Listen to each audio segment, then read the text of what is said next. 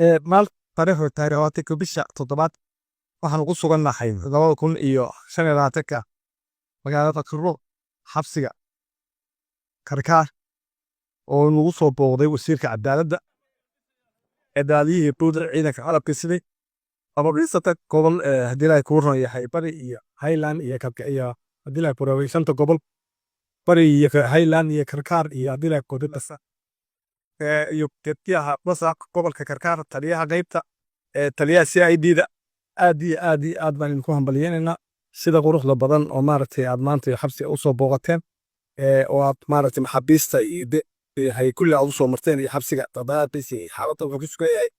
si gaab baan kugu hambalyeynaa aad baan ugu faraxsanahay maadaama aad tahay wasiirka u sareeyay cadaaladda inaad timaado xabsigii oo xabsigii aad kormeerto dadkaas meesha ku xiranna aad xuquuqdooda u raadiso hadday tahay mid hadii ay ku roon yahay maxkamadeed iyo hadday tahay mid hadii ay ku roon yahay shakhsiyan iyo mid caafimaad iyo guriga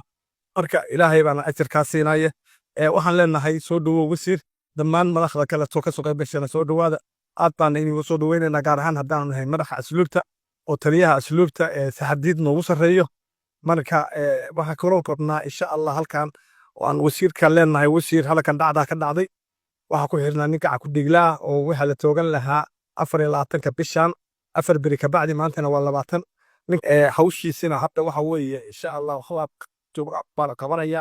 wix xalaale wixii shaqadaas ee soo gaartay iyo shaqada cidii haysay kullina waxa weeye hadii ay ku reeyay gacanta ku hayna taaritaankoodina waa socda waxaana waxay dadka ugu horeeyay waxay ahaayeen oo ciidanka iyaga ah taliye xigeenkii oo shaqada markaa hayay taliyihii xabsigu wasiir wuu maqnaa waxaanu sanaa garow uu jiray hatta la guriga uu yaala isagoo falab ku rakiban yahay taliye xabsiga Karkaar Allah caafimaad isaga caafimaad ilaahay u baryeena halka shaqada waxa wadi taliye xigeenkii iyo ciidankii la shaqeynayay waa habeenka shaqada hayay meeshana ku wada sugnaa waxa weeye shaqadoodii waxa weeye talaabaan ka qaadnay meel fiican bay la maraysaa iyagina hadda dhammaan waxay ku sugan yihiin oo aan u qaadnay xalay xabsiga Boosaaso marka shaqadaasi wasiir halkaas maraysaa waxa weeye aad iyo aad baan uga xunnahay dhacdadii meesha ka dhacday dadka tolka ah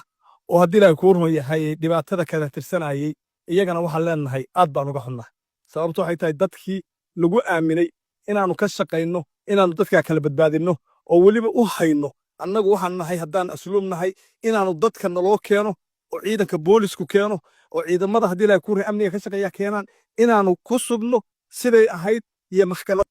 laakiin ma ahayn inaanu ka shaqeyno ama ay nagu dhacdo hadii ay ku roon yahay inaan annagu ka shaqeyno amni xumadii marka aad baan uga xumahay ciidanka sameeyana waxa weeye hadii caqabtooda qaadanayaan hadii ilaahay idmo aad baan uga tacsiinaya qabaa'ilka labada dhinacba aad baan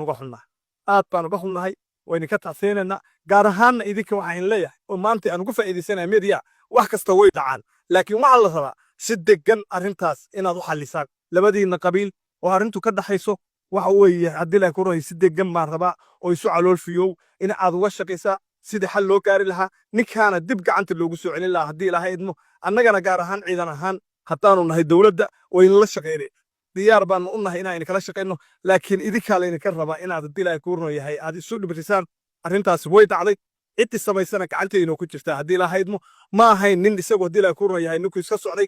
toos loo sii daayay buu ahaa marka saas